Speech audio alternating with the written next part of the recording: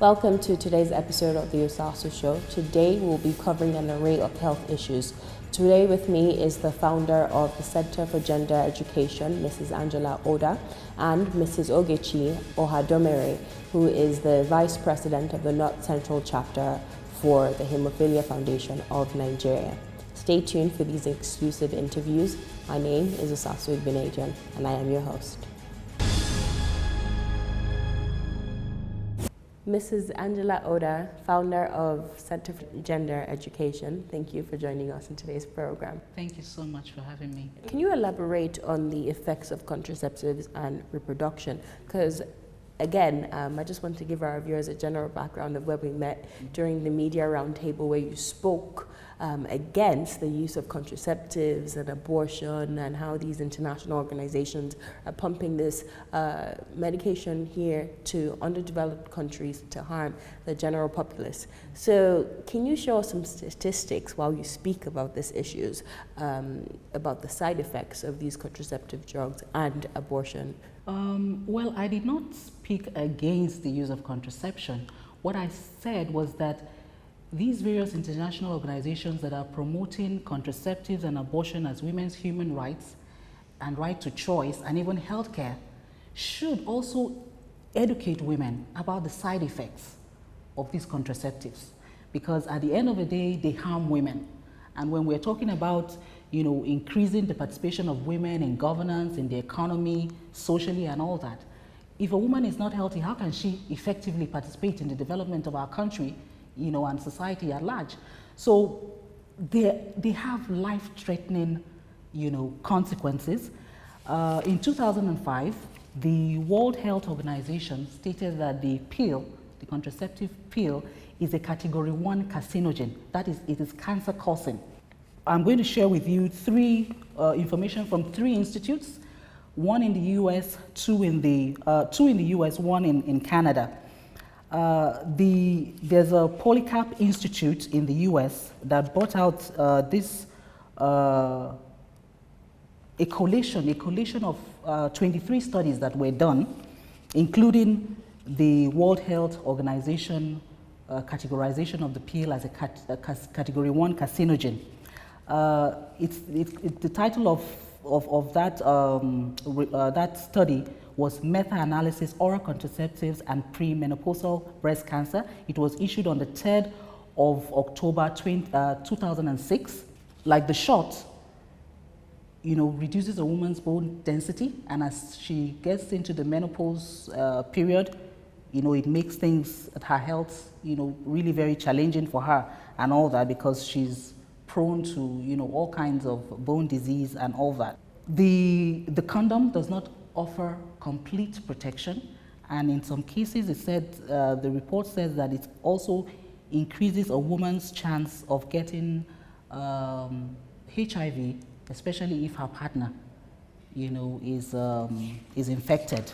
And the spermicides, the IUDs, the IUDs cause women anemia, and reduces their immunity, and so they are prone to all kinds of opportunistic infections, bleeding, hemorrhage, and even for some stroke. You understand? So all these are in the public domain. This information can be gotten from the polycarpinstitute.com. For the DeVeber Institute for Bioethics and Social Research, this is an institute, a medical research institute in Canada. They gave a summary, and it's online too, www.deveber.org. They gave an overview of the impact of induced abortion, on women's mental and physical health.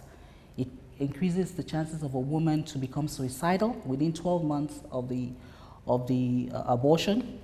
It has increases mental health issues, depression, They're also prone to anxiety, suicidal, tendencies, and other health problems, low fertility, infertility, prematurity, abortion and STDs, And then abortion, they say, also has there's a link between abortion and breast cancer too. because they said that over 37 studies up to the year 2003 of the link, stated the link between induced abortion and subsequent breast cancer. 23 showed a 30% increased risk of breast cancer for women who experience induced abortion. So these 23 studies, how can we clarify the sources that they are from, number one? And number two, we all know that a lot of people do studies, a lot of teachers, a lot of professors, just a lot of people out there on the internet can post a study and say, okay, this is, research certified or whatever the situation is. So why should people believe this kind of study that abortion leads to breast cancer? What's the correlation between both? Well, these are not just random organizations. These are medical, research institutes, that these are researchers that I will call activists. They have realized that there's no point hiding information that women need to know and that society needs to know in medical journals. Because the reality is that, in the society, thanks to the pro-abortion advocates, what they are promoting, what they are telling women is far from the reality of the researches being done by the various medical institutes across the world. So what they have done is to collate the various studies done in America, in the UK, in Canada, in China. And disseminate that to the general public. Yes. So what do you want the public, the viewers of this show who are watching internationally and nationally, to do with this study? What do you want them to do? What action do you want them to take? Women should ensure that whatever form of contraception they must go on, they know what the side effects are, so that they make an informed choice. You don't just take something into your body without knowing the side effects. Without knowing the side effects. So women should take action. If you must take contraception, then know what you are taking, know what the side effects are, and then maybe you could even also do a comparison. Which is easier for me to handle, you understand? Rather than just taking hook, line, and sinker, whatever you are being given in the hospital, without asking the doctor, what is the side effects that I will, encounter when I use this? Also doing research for yourself is very important. Exactly. You shared with me a personal story off camera. I'm not quite sure if you want to share it with the general public about your experience with the contraceptive. I have used contraception, and they all failed woefully.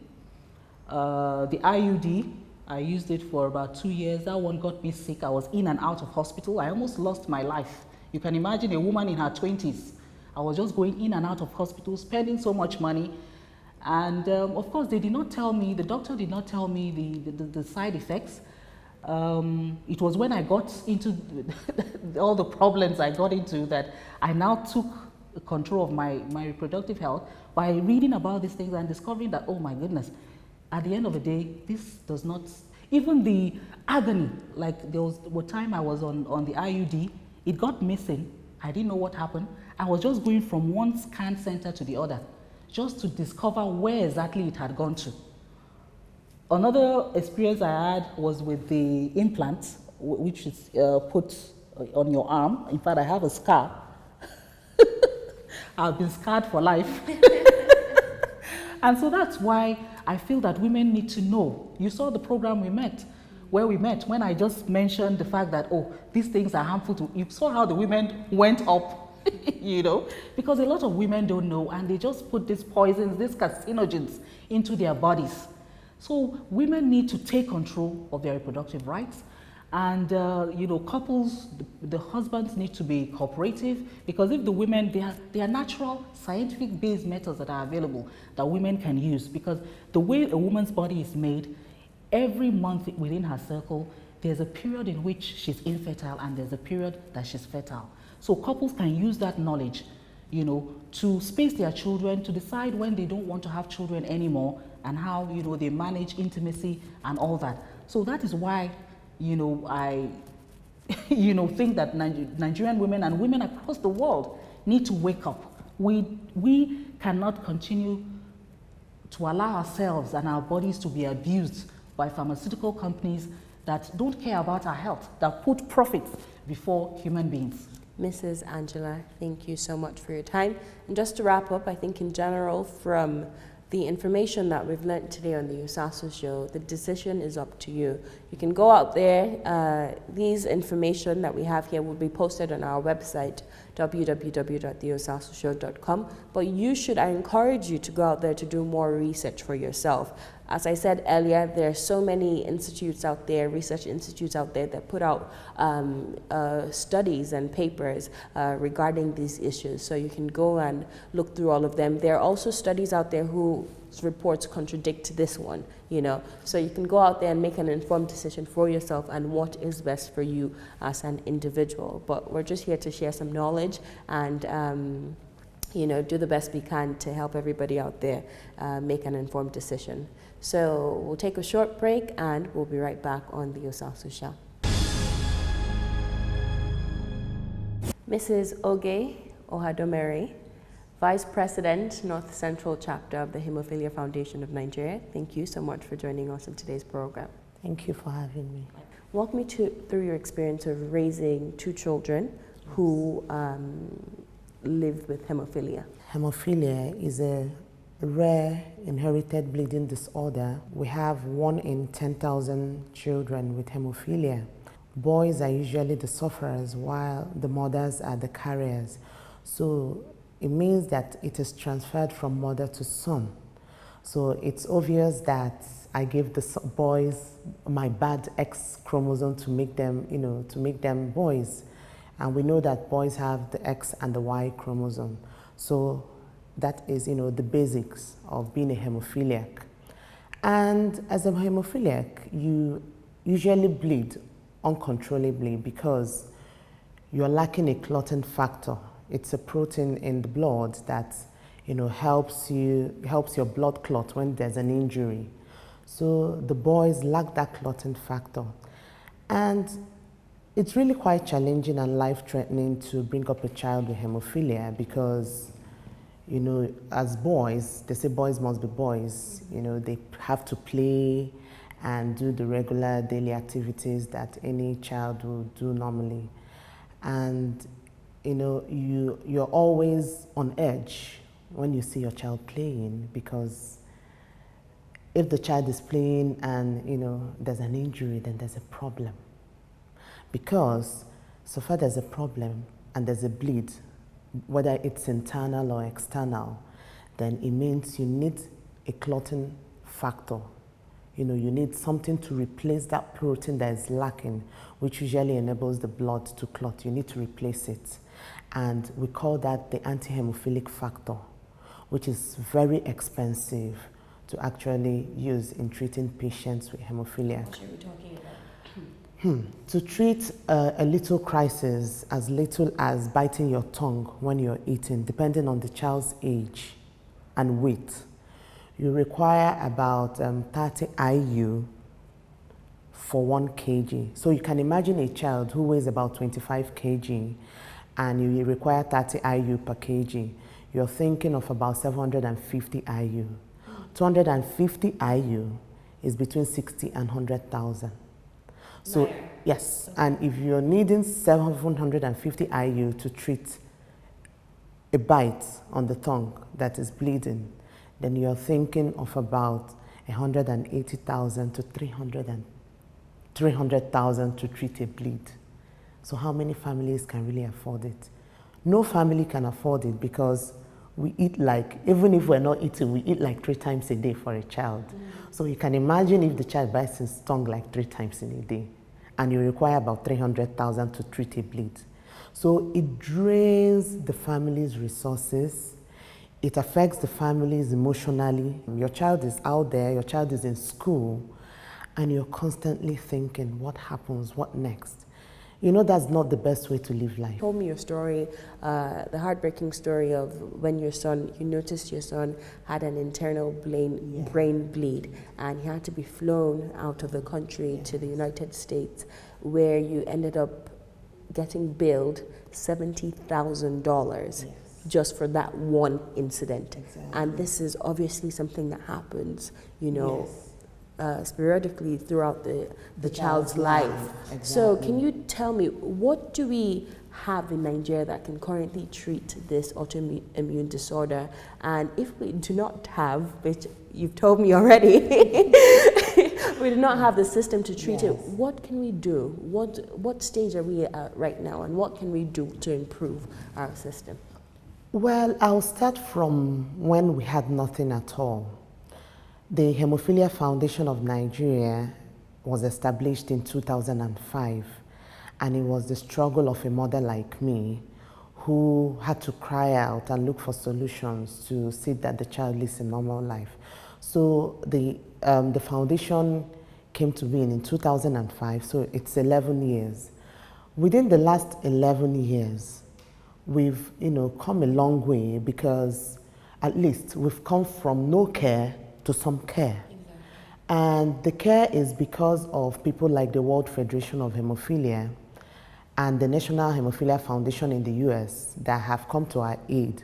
Because in 2006, the World Federation established what they call the Humanitarian Aid Program, whereby they send treatment factors and treatment products to developing countries, and Nigeria has really benefited from that program. So that's what we've been relying on since 2005. But you know that in life, you cannot rely on donations. You can't live your life relying on donations, because you have it today, tomorrow you don't have it. So currently in Nigeria, we really don't have anything hemophilia care in Nigeria that is established by the Nigerian government. Hemophiliacs are not even recognized in Nigeria, maybe because we're a very small community, and well, Nigeria, we have over 117 million people, and the hemophiliacs are 17,000 hemophiliacs in Nigeria, and only 252 are identified for now. So you can imagine the gap between the identified and the unidentified. And people are just dying from internal bleeding, or they have a cut on their hand which just keeps on bleeding, and they die and think, okay, somebody from the village that is doing something to them, but they're not identified. That's the major problem, because I have a lady, actually our executive director, whose mother had about 9 sons who died, so, and it was attributed to witchcraft and stuff like that before now. So it could tell you what goes on because of ignorance and lack of awareness. And for now, that's where we're at. We're trying to create a lot of awareness so that we could identify people who are dealing with this challenge. Okay, after identifying them, what next? You must provide treatment. You must care for them. You must set up something to manage hemophiliacs, because it's not as if it's going to go away. It's something that you have to learn to live with. Let's have a desk officer at the Ministry of Health, whereby hemophiliacs will either be either in public health or in non-communicable diseases, because for now, hemophiliacs don't even know where they belong. So that's the first thing we need to do. We need to know who to cry to when we have a problem, when we get to the Federal Ministry of Health. That's one. Then we need to have proper diagnosis of patients. So our laboratories need to be properly equipped. And we need to have our medical personnel properly trained. The WFH, which is the World Federation of Hemophilia, have actually helped us in training some personnel, especially at the National Hospital and other hospitals, because currently from zero till today, we have about 11 hemophilia treatment centers around the country. It's a good start. Yes, no, it's a good start, because I have a brother who died after circumcision because he bled to death and nobody knew what happened. So a lot of the boys have died during circumcision, and by the time a hemophiliac is at the age of 18 and above, it's rare before you see a hemophiliac who is not going with a walking stick. And this is because there was no care or management. Yes, some people say we can treat with blood transfusions, but the disadvantage of continuously transfusing somebody with hemophiliac is you run the risk of HIV. You run the risk of having the person's immunity compromised. So you can't even really do that. We have in the US, if you check, we have about 48% of hemophiliacs as being HIV positive. We don't want that. I want you to also talk to the government about insurance as well. Yes. Because of the high cost of managing a patient with hemophilia, I think the best thing the government can do is to see that our health insurance covers hemophilia care. That is how it's done in developed countries. It is the government, the insurance that pays for your care as a hemophilic patient. So that is part of what we want the government to do. And, we'll be able to see hemophiliacs living near normal lives. And, then they can do the things that other people do. We have hemophiliacs who have participated in the Olympics in other countries. But here in Nigeria, we'll always tell hemophiliacs, no, you don't have to play, no contact sports, don't play football. And you can imagine what you're doing to the child's confidence and self-esteem if a child goes to school, see other boys playing football, going out for break during the break. And you're made to sit in a corner and watch. Definitely. And I think the second part of our focus on today's program is identifying hemophiliacs earlier in their earlier stage of life. Yes. So when you go to a hospital, they're not going to directly check you for hemophilia unless you request for it. When they take your blood sample, they check for a list of diseases, and I know for a fact that hemophilia is in one of them. So how do our viewers today who are watching, or maybe they say, okay, wow, I actually have that bleeding problem, or what kind of symptoms should they look out for, number one, and number two, what advice would you give them to ascertain whether or not they are hemophilic?